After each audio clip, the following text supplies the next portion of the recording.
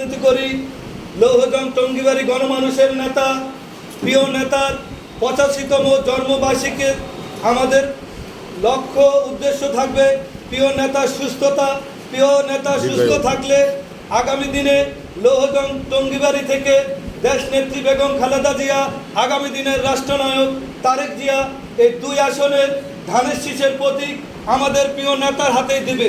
আমাদের প্রিয় নেতা এমপি হলে আগামী দিনে ফুল মন্ত্রী হবে ইনশাল্লাহ।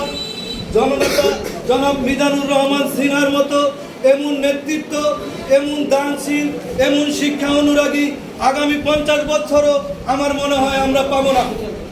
জননেতা জনাব মিজানুর রহমান সিনহার মতো ভালো মানুষ আমার মনে হয় না লৌহজং টঙ্গিবাড়ি রাজনীতিতে আগামী দিনে আমরা পাবো। জনাব হাবিবুর রহমান অপু চাকলাদার, লৌহজং থানা বিএনপি সংগ্রামী সদস্য সচিব, প্রিয় নেতার দিক নির্দেশনায় আমরা কনকসার ইউনিয়ন বিএনপি এর জন্মবার্ষিকী